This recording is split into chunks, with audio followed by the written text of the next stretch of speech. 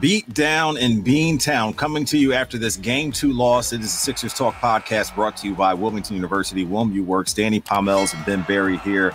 Our boy Noah Levick in the cut, writing away. And unfortunately, folks, this was a 121-87 drubbing. A 36-point lead was the largest lead that the Celtics had of the night. And the Sixers here welcoming back Joel Embiid, but it wasn't a warm welcome as the MVP takes the court. Did you think that Joel was out of shape, out of rhythm? What did you make of how he played here tonight and the way he performed? He played bad. There's no other way about it. He might have been one of the better players on the court, but no one really played all that effectively well.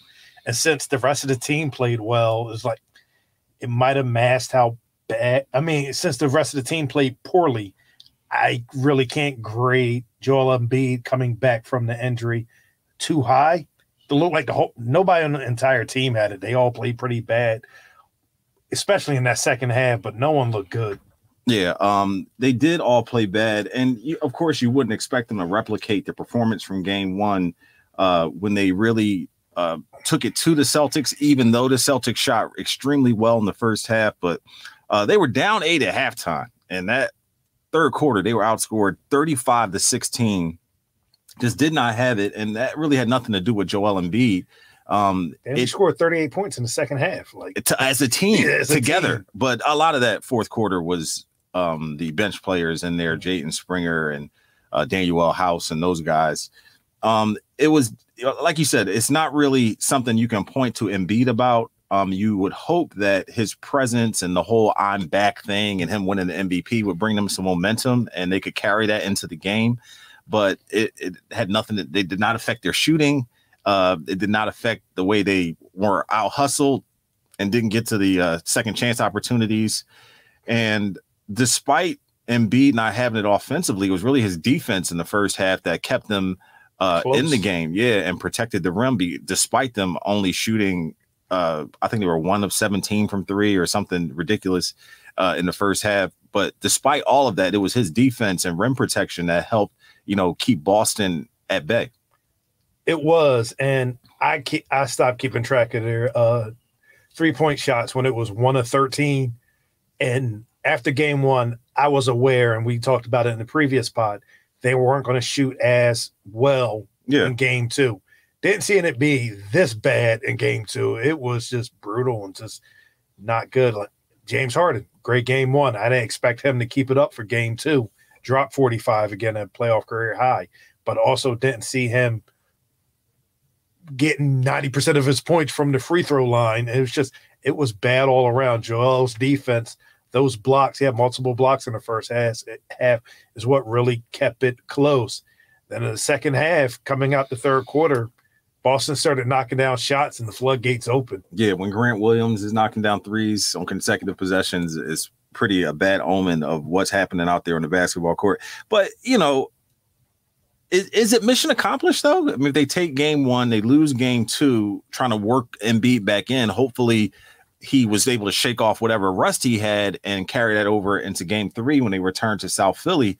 So the objective was to obviously win both games in Boston, but they win one and come back to South Philly 1-1 with a chance to win the next two theoretically on your home court. Is it mission accomplished?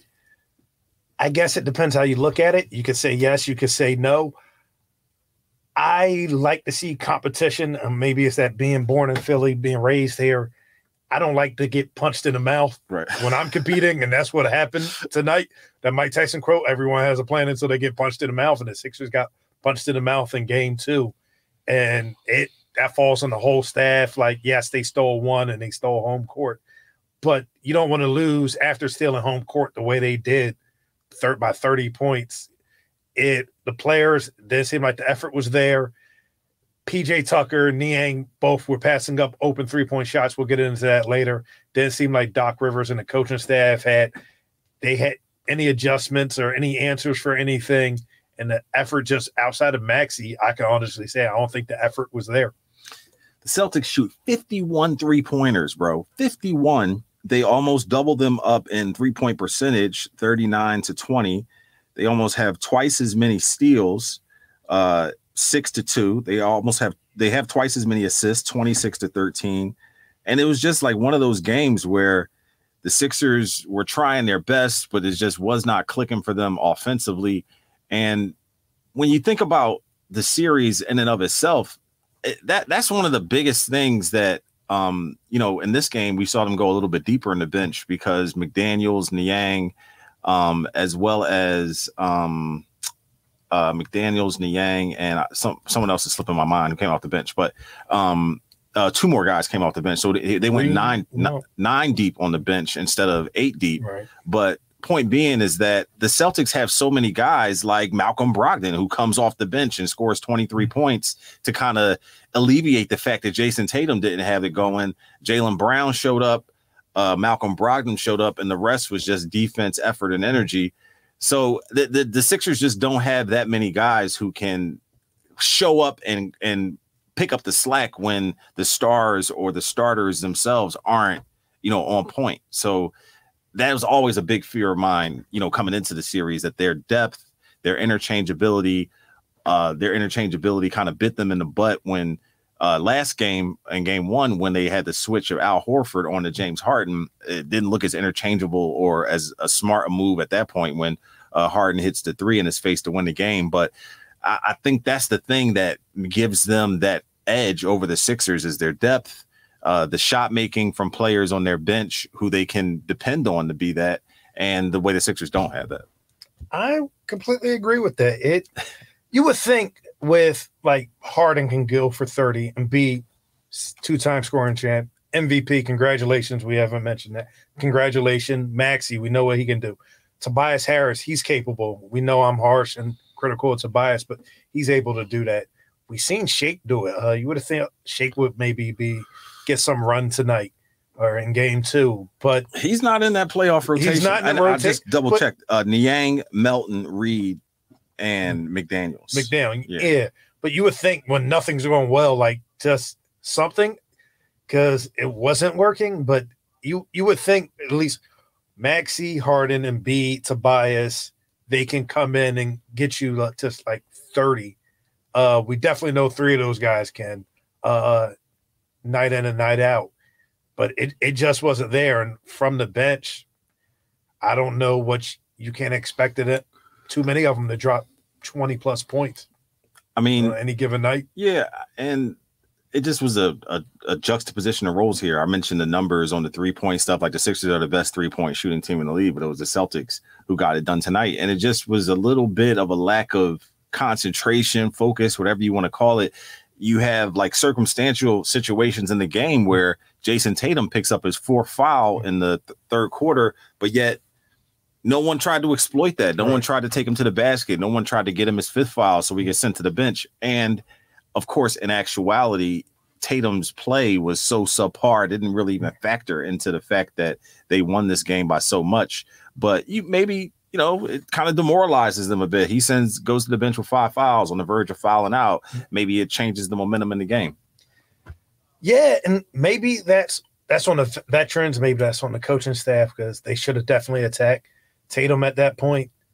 It's just a lot of things just fell through the cracks. That mentioned Niang and PJ Tucker, like you guys are spot up shooters, and there's multiple times in the game where they were wide open and they didn't shoot, they didn't release the ball from beyond, wide open shots from beyond the arc. It just falls on everyone tonight, and Boston just had it rolling all cylinders. You asked the players, you heard it. If you watch their post-game press conferences after game 1, a lot of them thought they just dropped the ball. I think the Sixers won that game, and yes, Boston lost it, but they felt like that just slipped through their hands, and they came back in game 2, and they didn't want that to happen again. Kind of that mentality James Harden talked about for the Sixers, though, regardless of how these 2 games turned out, they got to keep it even keel because, yes, it's just been one game for them to win and one game that they lost, but they can't get too high or too low because there's a series at stake here, and it's going to really depend on the Sixers to show their resolve and come out here in game 3 and, ball out in front of the home crowd, make sure that they're, for lack of a better term, crossing their T's and dotting their I's, because the focus and the intensity and everything is just going to be ratcheted up even more as they progress through the playoffs. And the Celtics are going to be ready. I feel like this feels like a de facto Eastern Conference Finals in a way, because the Celtics are the only team left, the team with the best record left in the league after the Bucks get bounced. The Sixers had the third best record in the league coming in. They now have the second best because the Bucks are out. So it's like this is the de facto Eastern Conference Finals, and the Warriors and Lakers are like the de facto Western Conference Finals. That's like the biggest matchups. I hear what you're saying. I've had other people say that to me, like at the gym or in group chats. I don't know, that Miami Knicks series, that's that 90s basketball that probably your pops and old heads love. With the both teams, I'm not saying they were playing the same way, but you have the rivalry. I think last time we saw those two teams. The Heat are the 8 seed. This is a little different. They're the 8 seed, but they're not like a true 8 seed. Like they went to the conference finals last year, the finals a couple of years ago, and they beat the 1 seed in the East. Like that's a good team that just didn't play well throughout the regular season. We know Jimmy Butler used to be here. For Heat apologists here. Not Heat apologists. Let's just be honest. It's not like they were playing the Hawks. It's not like they were playing like the Heat were a better team than Brooklyn and the Hawks. So you rather watch the Hawks and Knicks? I mean, the Heat and Knicks than the Sixers and Celtics? That's not what you said. I said this is a de facto Eastern Conference Final. This is the matchup. I don't agree with that. I think the Eastern 3 versus the 2. I think the Eastern Conference Finals will be the winner of this series and the winner of the Heat Knicks series. That will be the Eastern. Yes, that's what it is. The two best teams from the East in the road they had to go through. That's the way it's set up. And I'm not going to make this the Eastern Conference Final, blah blah blah. Whoever wins this should go on and win. You still got to play whoever's in front of you. You can't overlook that. All right, let's pay some bills here in the Sixers Talk podcast. We'll talk some more Sixers, of course, and what the heck is going on with some of these bench players the Sixers are putting out there who are not showing up, but George Niang. But let's pay some bills and talk about one of our title sponsors, Wilmington University. Wilmington University and students are in the game, upskill in fields like cybersecurity, fintech, healthcare, and education, in person or online. Get in the game at Wilmington University. Find us at wilmu.edu. Injured for over 70 years, Lundy Law has been the #1 personal injury law firm in Pennsylvania, New Jersey, and Delaware. Their services are exemplary. Their results are exceptional. Call 1-800-LUNDY-LAW to get the money you deserve. And it's time to rush to new rewards at Rivers Casino. Now there's a whole new way for you to earn, redeem, and level up your rewards. Get your new Rush Rewards card and get more out of your game at Rivers Casino, Philadelphia. Gambling problem? Call 1-800-GAMBLER. Back here on the Sixers Talk podcast, Danny Pommells and Ben Berry. Ben Berry, Danny Pommells. Ben is excited about the latest installment of the Guardians franchise. All that coming together tomorrow. I actually had a chance to see the a premiere tonight, but I, of course, decided why would I even spend any time in the movie theater when the Sixers are playing? So I politely declined that invitation. Are you proud of me, Ben? I'm not proud of you for going to work. What you supposed to do? You supposed to be at work. Ain't nothing to be proud of. I got invited somewhere. That's like the Chris Rock bit when he's talking about dudes that be like, I feed my kids. Man, you're supposed to. I got an invitation. I turned it down. I politely declined. But we hope the Sixers politely decline. I'm looking for a segue here, but George Niang was sucking. I think that's what I'm just trying to get to that. That George Niang was out there looking unplayable, bro. In his defense, a lot of players did for the Sixers tonight. I mean, but you know what? It's just part of the thing where in the past, the Sixers have been exploited by the Celtics. JJ Redick comes to mind. Just players who aren't quite adept athletically at staying in front of some of these Boston players. And again, Boston has these guys who can beat you off the dribble, can shoot the three, score on all three levels. And Niang's specialty, shooting the three, it hasn't quite been falling for him lately. And that his, pump fake to the basket game isn't going to be quite as effective as maybe it had been in the regular season against some of these other opponents. But, they got to get shots from him. And if he's not shooting the ball consistently or making shots, what value does he bring to the team, particularly here in the postseason? And I mentioned they're only going 4 deep on the bench. Maybe this is the opportunity for someone else to get a chance if Georges Niang's not going to make shots. And I'm not trying to make an indictment on him for the entire postseason. It's just that his specialty and what he brings to the team has to show up now when it matters most. I completely agree with that. If that's your job and if you're a specialist and that's what he is, like 3-point specialist, you're not hitting down shots, you're not going to be in a rotation, or at least you shouldn't be. We've seen it in Miami. Duncan Robinson signed that massive contract, and then the Heat went deep into the playoffs and he wasn't hitting shots. And I didn't see him consistently on the court until recently when Tyler Hero got the injury, because they needed someone else that can shoot, and kind of got into a rhythm. But for Georges Niang, if he's not going to hit shots, I don't think you can really play him, because he's going to be exploited on the defensive end. It's not like he's going to be out there creating for other people. You don't want him putting the ball on the ground. He did draw a charge, which brings something to the fray. It's I mean, I hear you mumbling under your breath. If that's your thing, like he drew a charge. I mean, that's not something to stand on. I'm just trying to get guys that make a difference. I mean, particularly here in the playoffs, your minutes are going to be short. You get 8, 10, 12 minutes. The impact you make out there on the floor is what's going to kind of tell the story of whether you get more minutes. I agree, but like a lot of the players for the Sixers did not have a great night in game 2. Like Melton, most of them. So are you taking this as abnormality, or are you giving, like, shortening the leash on Niang and maybe looking elsewhere on the bench for, I mean, we're coming back to South Philly, so I'm sure, I would assume he's going to shoot better at home.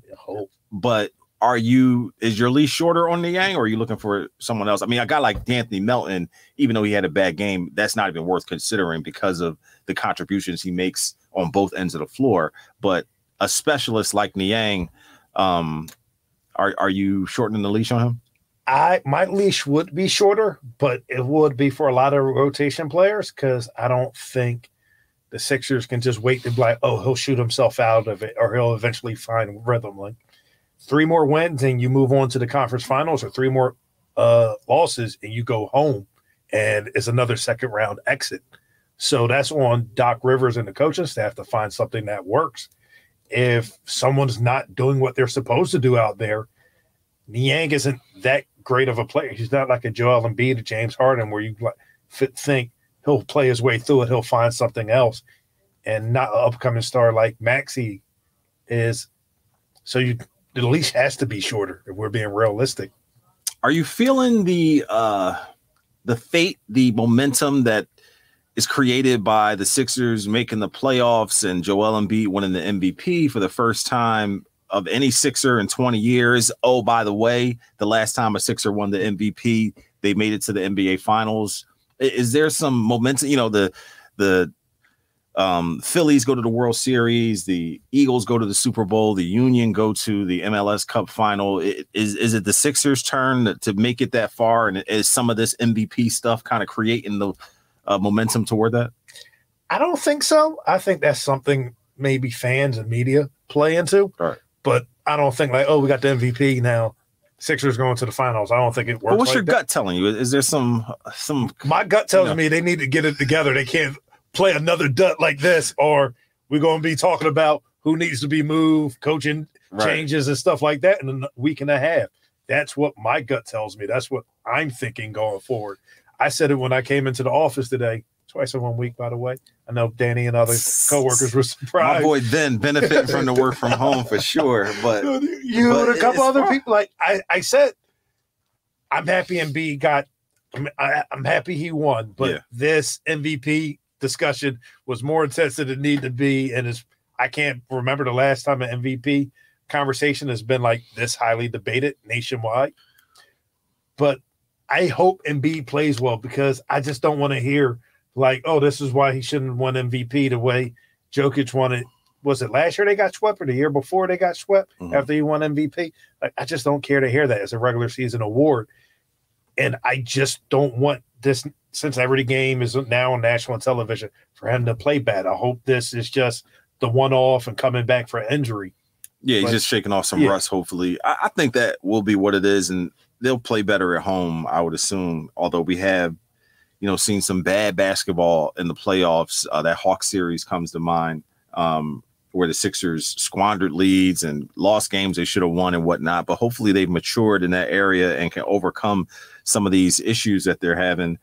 But and I hope you got to assume everyone's going to play better, although this is the Boston Celtics and they've shown a propensity to travel well. So any final thoughts before we get out of here? Anything we skipped or didn't get to that you think we should talk about? I have a couple of thoughts, not on this series, but others. Mm-hmm. A lot of fun to watch. These the Western Conference games are so late, man. Yeah. I woke up today to see that the Lakers beat the Warriors and Jordan Poole trending for the wrong reasons, but I was able to stay up for that. But of course there's less teams playing, so they're like tonight with the Sixers, only one game, so you don't get the momentum and the build up and this whatnot. So kind of catch your second win. I got a question for you. So, would it be more painful for the Sixers to lose to a rival, the Celtics, in the second round, or for to make it to the next round and possibly lose to the Heat? Well, number one, there's past demons to be exercised that have not been exercised. I mean, it's 20 years since they got past the second round. So that in and of itself would be like a quasi, watershed moment. Yeah, that's like a watershed moment. You know what I'm saying? So I would take that for what it was and the fact that, I was about to curse, but wow, they're in the Eastern Conference Finals. So it's like you're in the Final Four. There's last year, I knew for a fact that they were not good enough to play at that level of basketball to deserve to be in the Eastern Conference Finals. But the Philly diehard sports fan in me finds some poeticness in the fact that they would actually beat the Celtics, the team that they haven't beaten since Andrew Toney was the shooting guard on this team in the playoffs, and then lose to Jimmy Butler, the guy that was on the team and that they could have kept and hung on to if it wasn't for Ben Simmons and Brett Brown. So that would be a knife to the side. It would be a knife to the side either way, but I would find some Philly style poetic ending in getting past the second round finally and beating the Celtics, a team that they couldn't beat in the playoffs or haven't beaten in so long, and then to lose to an 8th seed and Jimmy Butler and Kyle Lowry. I believe getting to the conference finals avoids major changes. I will say that. Definitely avoids major changes. I agree with that totally. Yeah, they'll come back and run it back. Something would have to change if the Sixers don't make it out the second round. I'm not saying coaching change. I'm not saying blow up the roster or something, but it's another second round exit and something needs to change. Bigger. I don't even know what it would need to be, but you understand where I'm coming from. And your talking made me think of something else, and it was the changes that have been made on this team leading up to this point. And we were hammering George Niang. PJ Tucker also needs to be roped into that shoot the basketball when you're open thing. I mentioned it. Yep. Yeah. So that pump, then drive to the basket, then pass, then screen from Mac. It's like, yo, what are you doing? Just shoot the basketball, man. Shoot the basketball when you're open. That's what you're here for. And you're in that little sweet corner spot that you like to be in. Same for Niang. If you're not going to shoot it when you're open, you do us no favors at all. So PJ Tucker, a guy that obviously came over for this playoff scenario, for these moments, you got to give us that thing that we've been watching and seeing you do for so long and for so many other teams. We need to see that PJ Tucker corner three at a consistent basis. Yeah, PJ and Niang, unfortunately, were two of the worst players on the court. Yeah, it was a bad night all the way around. It was a bad night. Maybe B-Ball Paul might have been the best player, even in his limited time, but it was just ugly. It's not a lot of positives to take away from Tobias Harris. I mean, it was some good Tobias. It was some bad Tobias. Like that lob to Embiid.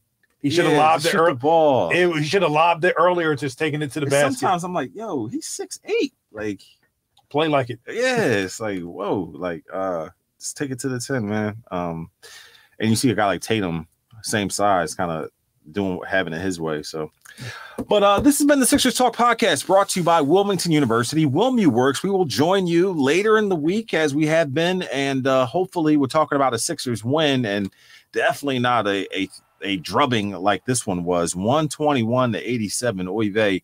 What a loss it was for Ben Berry. I'm Danny Pommells. Here's to happier vibes and tidings in the future. We will see you next time.